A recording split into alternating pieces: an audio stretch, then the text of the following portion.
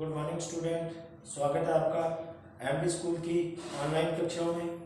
कल अपने कक्षा 9वीं और 8वीं का जो टॉपिक शुरू किया था कोशिका के बारे में चर्चा की थी। कल हमने कोशिका की थी कि जीवों की जो संरचनात्मक और क्रियात्मक इकाई जो है उसी को क्या बोलते हैं अपने कोशिका। या आप ऐसे बोल सकते हैं कि वह इकाई जो क्या करे, जीव की संरचना निर्मित करे और जिसमें कार्य करने की क्षमता हो वही क्या कहलाती है, कोशिका कहलाती है। इसके बाद हमने बात की थी कि जीव विज्ञान की ऐसी शाखा जिसके अंतर्गत कोशिका की संरचना, उसके कार्यों और उसके संगठन का अध्ययन किया जाता है वो क्या कहलाती है, सेल बायोलॉजी या कोशिका जीव विज्ञान या फिर कोशिका विज्ञान या साइटोलॉजी बोलते हैं उसको। ठीक है। इसके पश्चात हमने बात की कोशिका के आकार की। तो कोशिका का आकार बताया था आपको कितना, 0.5 माइक्रोन से लेकर 20 माइक्रोन तक होता है। ठीक है। सबसे छोटी कोशिका बताई थी आपको कौन सी, माइकोप्लाज्मा लेटरिटी, माइकोप्लाज्मा लेटरिटी। बड़ी कोशिका बताई थी, कौन सी बताई थी बड़ी कोशिका, स्थूलमूलविका अंडा। क्या बताई थी, स्थूलमूलविका अंडा। और लंबी कोशिका कौन सी बताई थी सबसे, वो बताई थी तंत्रिका कोशिका। कौन सी, तंत्रिका कोशिका या फिर जिसको क्या बोलते हैं अपने न्यूरॉन, क्या बोलते हैं न्यूरॉन या मानव की तंत्रिका कोशिका। ठीक है। इन सब के बारे में अपने कल वाली क्लास में बात कर चुके थे। आज अपने शुरू कर रहे हैं कोशिका सिद्धांत के बारे में। ठीक है। तो कोशिका सिद्धांत क्या होता है और क्या क्या बताया गया इसमें, किन के द्वारा यह सिद्धांत प्रतिपादित किया गया। कोशिका सिद्धांत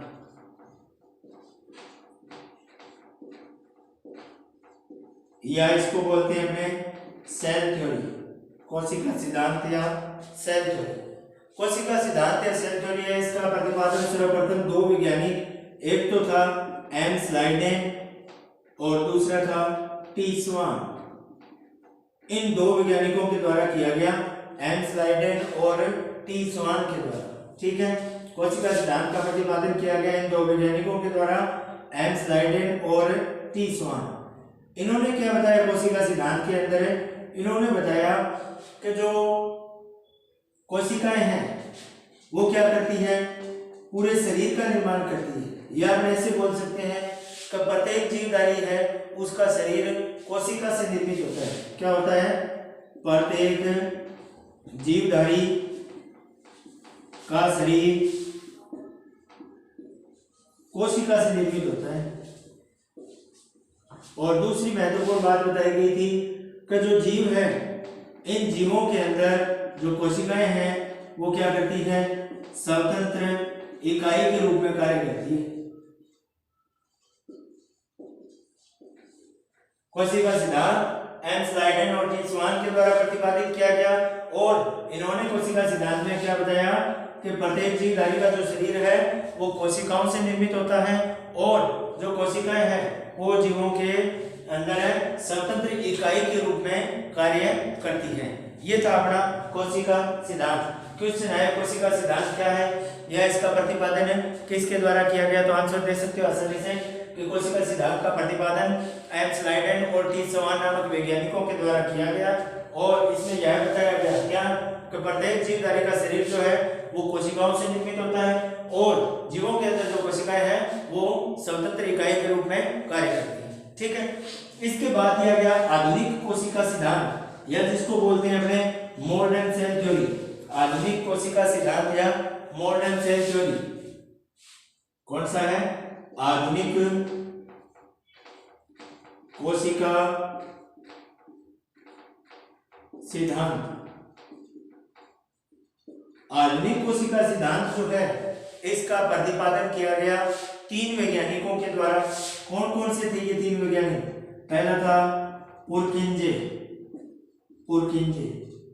दूसरा था विर्चो और तीसरा था नेगेली। तो क्वेश्चन आ गया अपना कि आधुनिक कोशिका सिद्धांत का प्रतिपादन किसने किया, पुरकिंजे, विर्चो और नेगेली। इन्होंने क्या बताया अपने कोशिका सिद्धांत के अंदर या जो मॉडर्न सेल थ्योरी प्रतिपादित की गई इसके अंदर ये बताया गया कि जो प्रत्येक जीवधारी है वो कोशिकाओं से निर्मित होता है। सबसे महत्वपूर्ण बात बताई कि जो नवीन कोशिकाएं हैं, नई कोशिकाएं हैं, इनका निर्माण पूर्ववर्ती कोशिकाओं के विभाजन से होता है। पूर्ववर्ती कोशिकाओं के विभाजन से। सबसे महत्वपूर्ण बात है कि जो नई कोशिकाएं हैं उनका निर्माण पुरानी कोशिकाओं के अंदर विभाजन से होगा। दूसरी बात उन्होंने ये महत्वपूर्ण बात बताई कि जो कोशिका है, इस कोशिका के अंदर जीव के आनुवंशिक गुण निहित होते हैं। कौन से गुण? आनुवंशिक गुण निहित होते हैं। नवीन कोशिकाओं का निर्माण पूर्ववर्ती कोशिकाओं के विभाजन से होता है और कोशिका के अंदर जीव के आनुवंशिक गुण निहित होते हैं। ये किसमें बताया गया? आधुनिक कोशिका सिद्धांत के अंदर, जिसका प्रतिपादन 3 वैज्ञानिक पुरकिंजे, विर्चोव और नेगेली के द्वारा किया गया। ठीक है। इसके बाद अपने बात कर रहे हैं कोशिका की संरचना की, कि कोई कोशिका है उसकी संरचना कैसी होती है, कैसी दिखाई देती है अपने को कोशिका। ठीक है। कौन कौन से भाग होते हैं उस कोशिका के और उन भागों के क्या क्या कार्य होते हैं। तो आज अपने पादप कोशिका की संरचना देखते हैं। सर्वप्रथम पादप कोशिका, या जिसको बोलते हैं हमें प्लांट सेल, पादप कोशिका या प्लांट सेल। एक पादप कोशिका की संरचना की बात करें हमें तो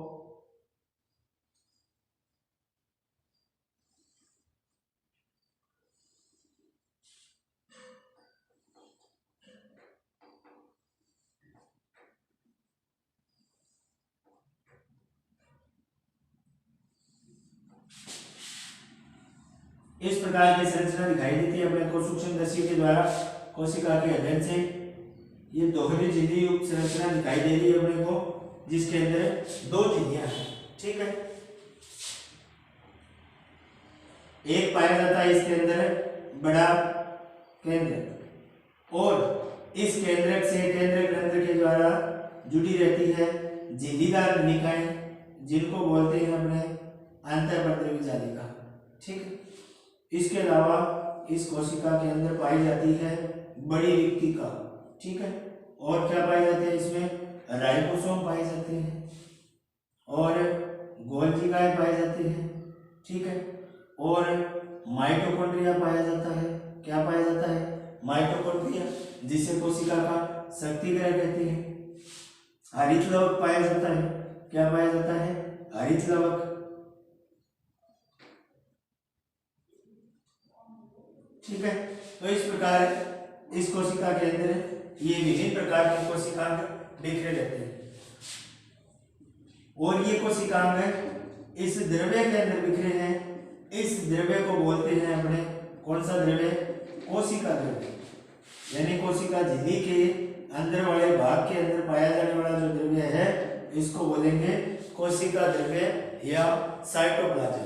अब देखते हैं इसके प्रत्येक भाग के बारे में दोबारा।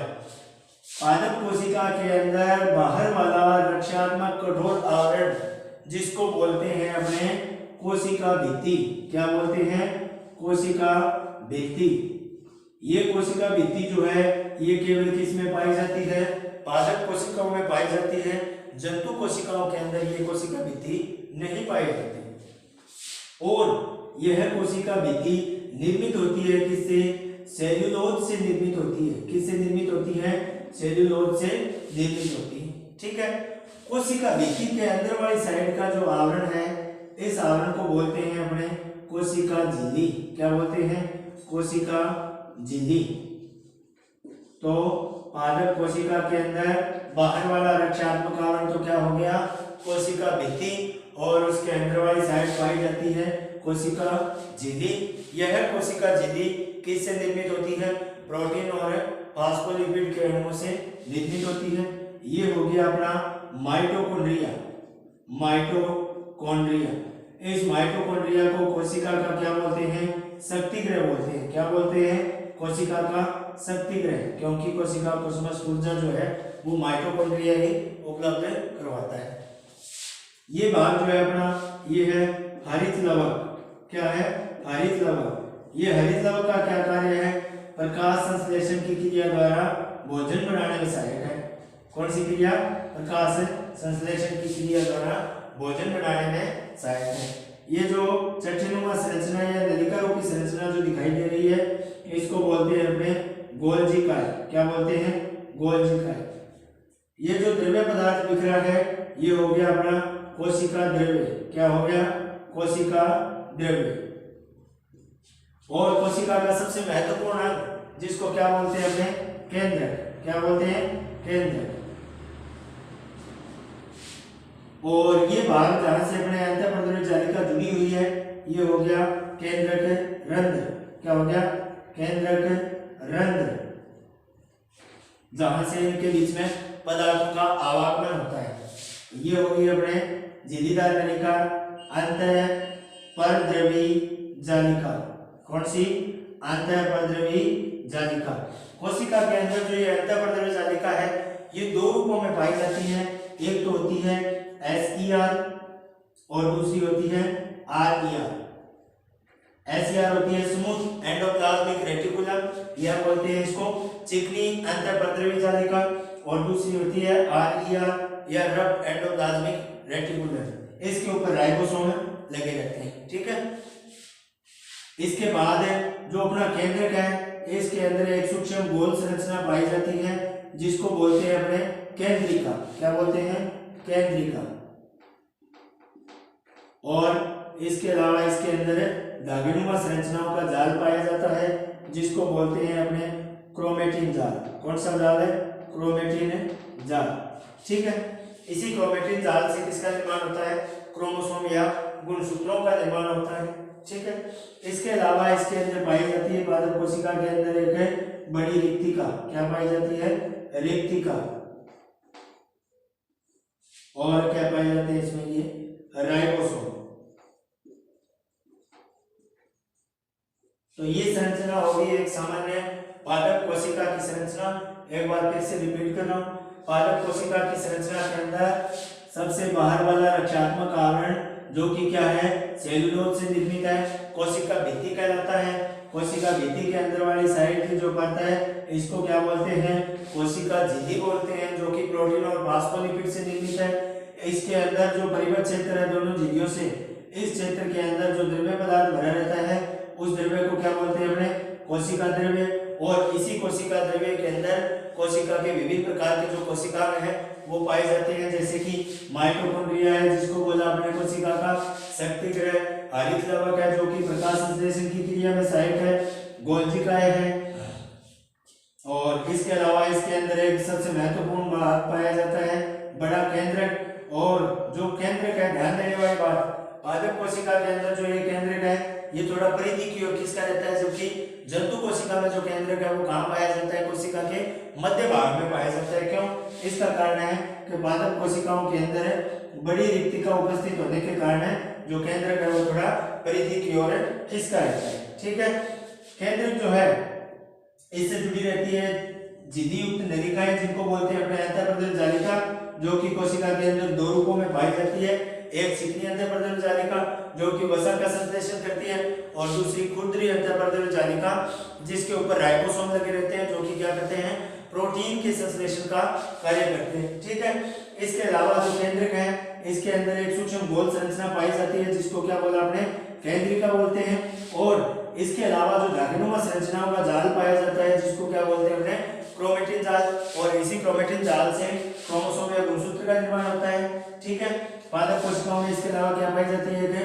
बड़ी रिक्तिका या खाद्य नाली पाई जाती है, खाद्य रिक्तिका पाई जाती है। और इसके अलावा क्या पाए जाते हैं? राइबोसोम पाए जाते हैं। ठीक है। जो कि प्रोटीन संश्लेषण में सहायक होते हैं। ये थी एक सामान्य पादप कोशिका की संरचना। तो आज अपने क्या क्या पढ़ा है? दो तो कोशिका सिद्धांत पढ़ लिए, एक तो कोशिका का सिद्धांत और दूसरा आधुनिक कोशिका सिद्धांत। इन कोशिका सिद्धांतों के प्रतिपादक यानी कि इनके द्वारा इनका प्रतिपादन किया गया। इसके अलावा एक सामान्य पादप कोशिका या प्लांट सेल की संरचना, पादप कोशिका की संरचना, ठीक है, इसके आवरण, इसके अंदर वाला पदार्थ और इस पदार्थ में पाए जाने वाले विभिन्न प्रकार के कोशिका, ठीक है, इन कोशिकाओं के कार्यों के बारे में। वैसे तो इन कोशिकाओं के बारे में अपने विस्तार से पढ़ेंगे आगे। प्रत्येक कोशिका, इन कोशिकाओं का अपने आगे वर्गीकरण करेंगे कि कौन कौन से कोशिकाएं जो है वो दोहरी झिल्ली वाले कोशिकाएं हैं, कौन कौन से जो है वो एकल झिल्ली वाली कोशिकाएं हैं, और ऐसे कौन सी कोशिकाएं हैं जो बिना झिल्ली या झिल्ली रहित कोशिकाएं हैं। इनका वर्गीकरण करके इन प्रत्येक कोशिकाओं के बारे में अपने आगे विस्तार से पढ़ेंगे। कल अपने पढ़ेंगे जंतु कोशिका के बारे में। तब तक आपको इन 2 कक्षाओं के अंदर जो करवा दिया कोशिका का सामान्य परिचय और कोशिका की संरचना, इसका एक बार फिर से बढ़िया तरीके से अध्ययन करें। धन्यवाद।